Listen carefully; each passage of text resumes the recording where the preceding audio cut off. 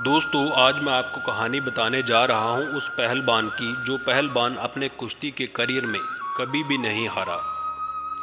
ये शब्द सुनते ही आपके दिमाग में ग्रेट गामा पहलवान आ गए होंगे।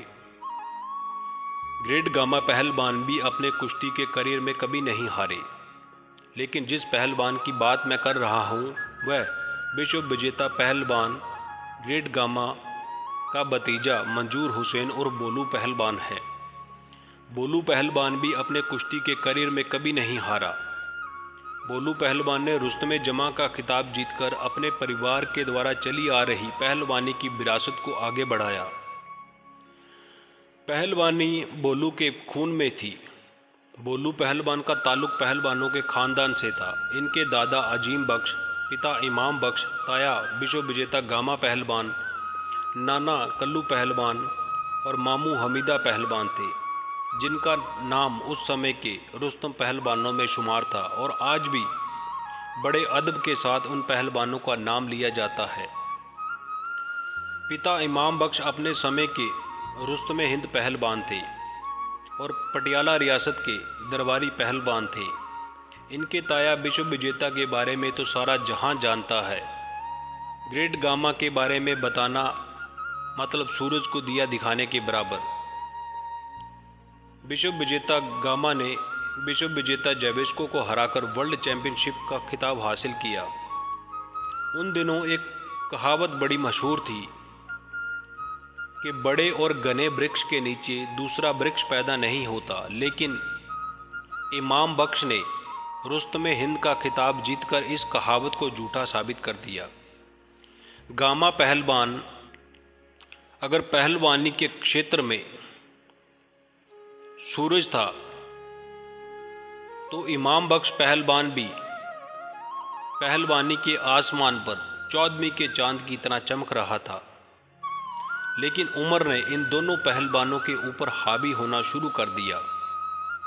उम्र बढ़ने के साथ साथ दोनों भाइयों की पहलवानी में पकड़ कम हो रही थी। दोनों भाइयों को चिंता थी कि उन्होंने बड़ी मेहनत के साथ जो नाम कमाया है, उस नाम को और पहलवानी की विरासत को उनका कोई शागिर्द या बेटा संभाल कर आगे ले चले। इमाम बख्श के 6 बेटे जो पहलवानी का अभ्यास कर रहे थे, वह जल्द ही अपने पिता और ताया के साथ कंधे से कंधा मिलाकर आन खड़े हुए और पहलवानी के क्षेत्र में झंडे गाड़ने लगे। पुत्रों को पहलवानी करता देख गामा और इमाम बख्श एक बार फिर से जवान हो उठे। इन सब पुत्रों में से इमाम बख्श का सबसे बड़ा बेटा मंजूर हुसैन, जो विश्व में बोलू पहलवान के नाम से मशहूर हुआ, उसका जन्म 24 जनवरी 1922 को अमृतसर में हुआ। बोलू पहलवान को पहलवानी अपने परिवार से विरासत में मिली थी। बोलू पहलवान ने पहलवानी की प्रारंभिक शिक्षा अपने पिता इमाम बख्श और ताया विश्व विजेता गामा पहलवान से प्राप्त की और 9 वर्ष की आयु में बोलू पहलवान अपने मामू जान हमीदा के पास चले गए। दरअसल हमीदा पहलवान अपने भांजे बोलू पहलवान की परवरिश करना चाहता था।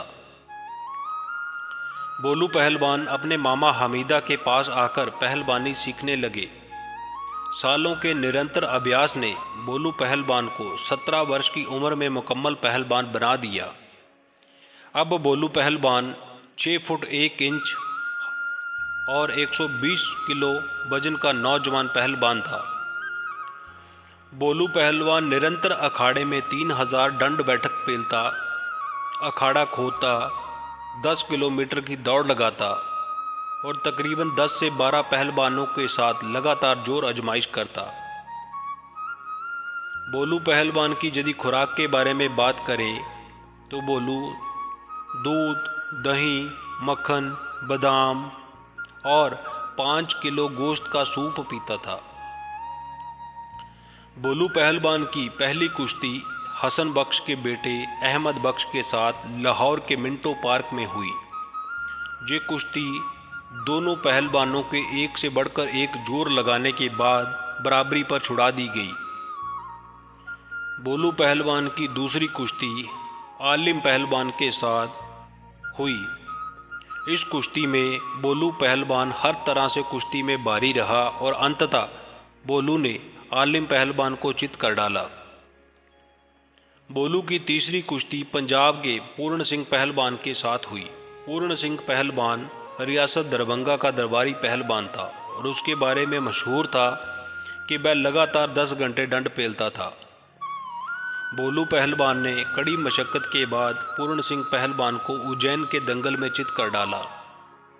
जब एक इंटरव्यू में पत्रकार के द्वारा बोलू पहलवान से सवाल किया गया कि आपकी ज़िंदगी की बेहतरीन कुश्ती कौन थी, तो बोलू पहलवान ने पूर्ण सिंह पहलवान के साथ हुई कुश्ती का जिक्र किया और कहा कि पूर्ण सिंह पहलवान के साथ कुश्ती करके मुझे असल में मज़ा आया और ऐसा लगा कि बराबरी का पहलवान कुश्ती कर रहा है।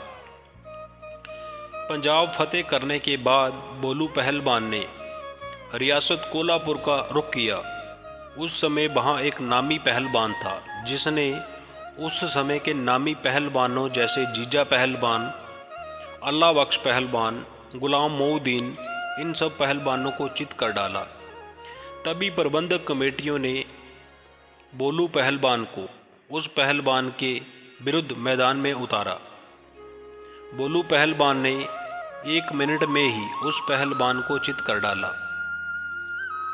सन 1947 में जब देश का विभाजन हुआ तो बोलू पहलवान अपने परिवार के साथ नए मुल्क पाकिस्तान में जाकर बस गए।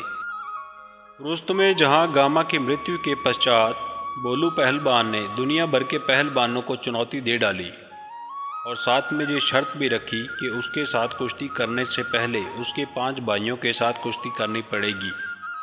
फिर वह पहलवान बोलू पहलवान के साथ कुश्ती करने के काबिल समझा जाएगा। लेकिन दुनिया में ऐसा कोई पहलवान उस समय पैदा नहीं हुआ जो बोलू पहलवान के भाइयों को हराकर बोलू पहलवान के साथ कुश्ती करने का मौका प्राप्त कर सके। सन 1953 में बोलू पहलवान ने उस समय के वर्ल्ड चैंपियन लियो थासिस और दारा सिंह को भी चैलेंज किया, लेकिन उन्होंने चुनौती को स्वीकार नहीं किया।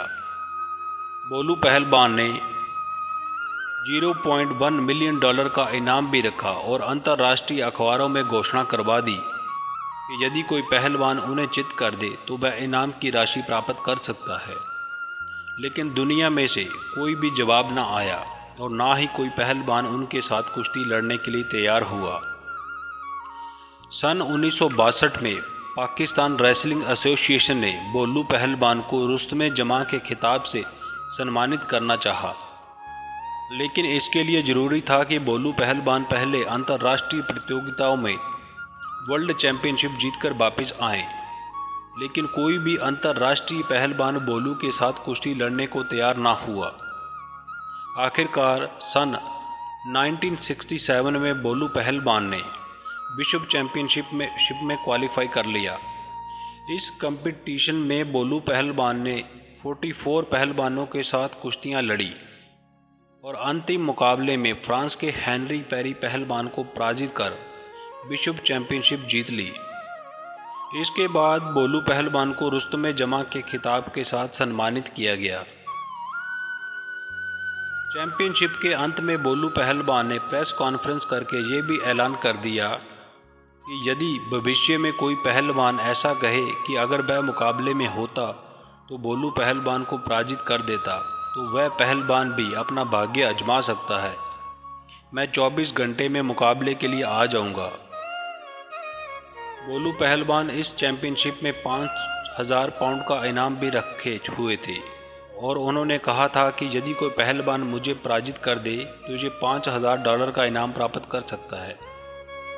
वर्ल्ड चैंपियनशिप जीतकर जब बोलू पहलवान वापस पाकिस्तान आए तो पाकिस्तान के field marshal general Ayub Khan ने 2 लाख रुपए की नकद राशि और 20 कनाल जमीन के साथ बोलू पहलवान को सम्मानित किया। जिस विश्व विजेता पहलवान को कोई पहलवान ना हरा सका, उस पहलवान को अंततः बुढ़ापे में बीमारी ने हरा दिया और ये विश्व विजेता पहलवान 3 जून 1985 को बीमारी से हारकर इस जहां को अलविदा कह गया। शायद बोलू पहलवान अब पहलवानी की दुनिया में इतिहास हैं, लेकिन जब भी रुस्तमे हिंद और विश्व विजेता पहलवानों की बात होगी तो बोलू पहलवान का नाम बड़े सम्मान के साथ लिया जाएगा। कुश्ती में अतुल्य योगदान के लिए बोलू पहलवान को ये दुनिया हमेशा याद रखेगी। दोस्तों, यदि आपको हमारी ये वीडियो अच्छी लगी हो तो कृपा करके चैनल को सब्सक्राइब करें और अपने किसी भी प्रकार के सुझाव के लिए कमेंट के माध्यम से आप कमेंट करके हमें सुझाव दे सकते हैं। धन्यवाद।